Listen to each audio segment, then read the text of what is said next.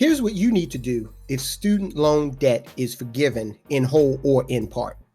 Now, we all know that one of the campaign promises that Joe Biden made was that he was going to, his words, alleviate student loan debt. Now, his plan is to forgive $10,000 of student loan debt.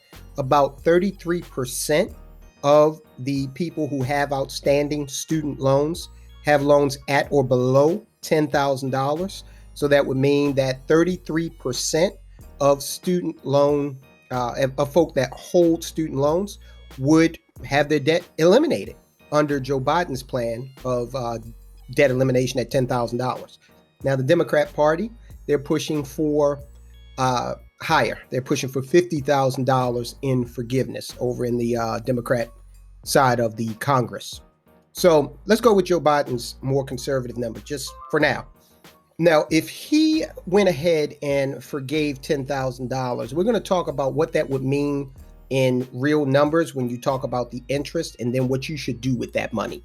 Of course, if Congress, they meet in the middle and, they come out with like $25,000 or $20,000 worth of student loan forgiveness, then you can apply the same principles that we're going to discuss in a moment.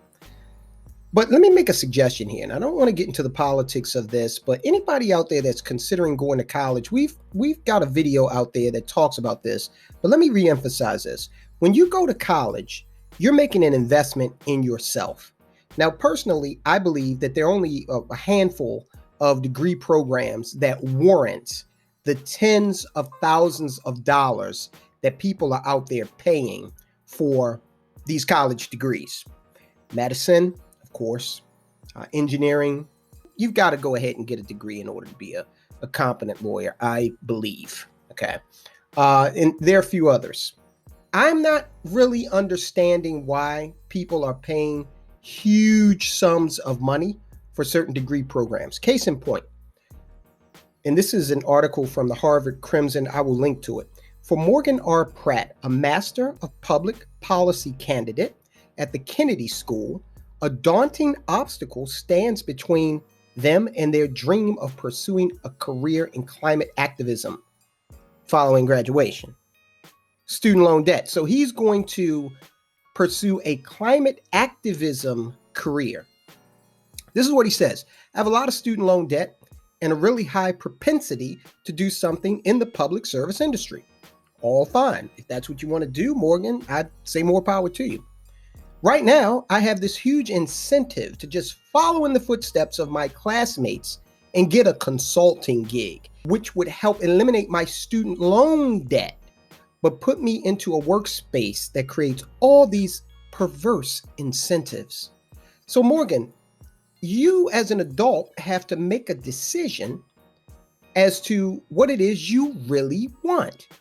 Do you want to work in the field that is your passion, which is climate activism? I say go for it.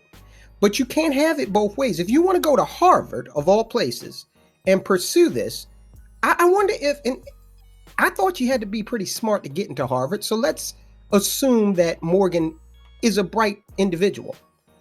Has he done any math to figure out that it cost approximately $69,000 before any financial aid to go to Harvard for 1 year?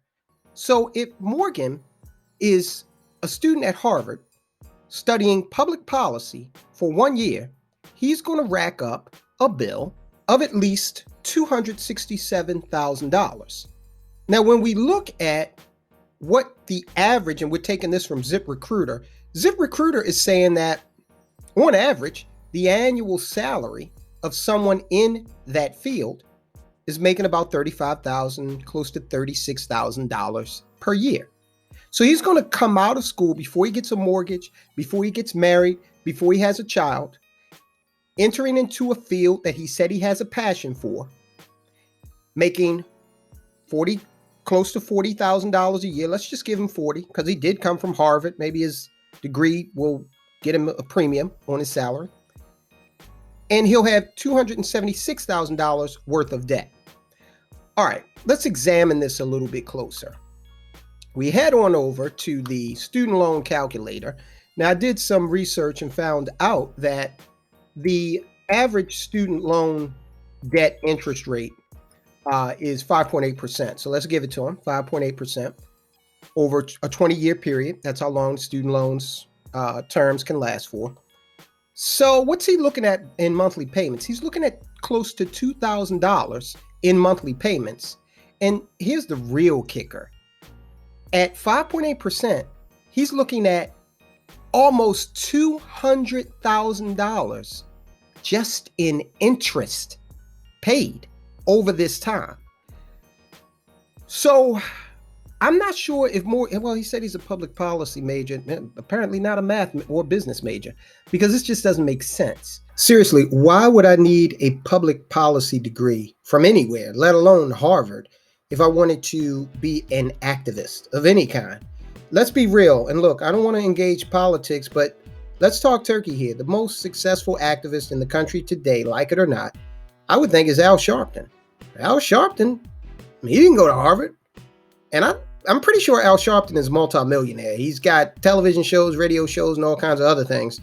And, he just started out by doing his activism thing, whether you believe in it or not. Okay, it's true. He did not need a degree, not less from Harvard. And he is the most successful activist in the country today, and the wealthiest, I would imagine, or one of the wealthiest activists. What can Harvard teach me about being an activist? They don't seem like the most revolutionary organizations in the world. In fact, they are the embodiment of the man. When you think of establishment, Harvard is in the top 5. So I encourage you to really get into the facts of the field you want to study if you're going to college. Do you really need that? I mean, Bill Gates is one of the richest men in the world. He doesn't even have a degree, period, to begin with. So depending on what you want to study, does it really demand that you have this degree? Is it financially, does it make financial sense? I don't know.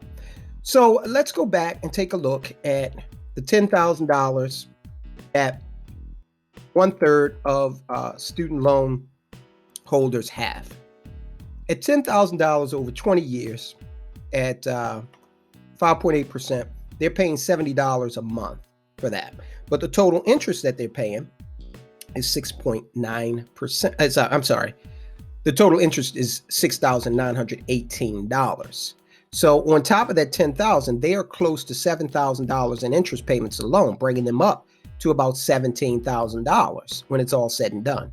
So if they forgive $10,000 worth of your debt, and you basically are saving over time, when you calculate interest, you're saving close to $17,000. What you should do immediately is you should not stop making these payments. You should just switch who you're making the payments to. So instead of making the payments to your student loan provider, servicer, you should make the payments to yourself. That way, you can start to take advantage of, if you're making the payments anyway, you're obviously comfortable with doing it. So just pay yourself first now. You switch those payments from the servicer to you. And what you'll need to do is some due diligence to figure out where you should put this money in order to get yourself a decent interest rate that is somewhere in the neighborhood of 6%. You were giving them 6%. Why shouldn't you be earning that or better? One of the things you definitely want to research. Again, I am a financial professional, but I don't know you. So this is not advice to you as an individual. This is a concept, okay? This is what I advise my clients to do in many, many cases. You might want to put that money into a permanent cash value life insurance policy that is properly structured. If you do that, you're going to get tax-free growth under Internal Revenue Code 72E. You're going to get access to that money on a cash-free basis under the rules of IRC or Internal Revenue Code 7702. And you're going to get to distribute that money to heirs tax-free under IRS code 101A. Okay? So that's one thing you might want to consider doing when you pay yourself first with the proceeds that you were kicking out to the student loan provider. So I'm going to link to this article. I think you get a kick out of this article because there's a guy in here also who's a history PhD, and he's also grousing about his student loan payments that he decided that he wanted. No one forced him into it.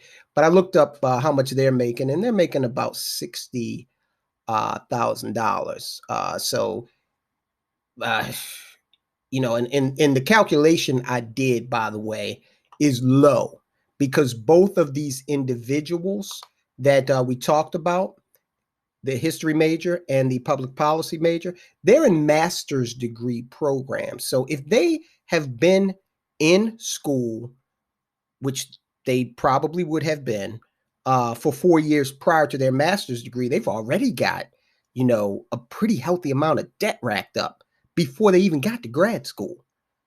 So again, does it make financial sense? Look, it is what it is. So if they forgive this student debt, that's what you should do. You should pay yourself first. You should not go out and start to increase your debt with that money. You should purchase income producing assets, okay, that appreciate in value.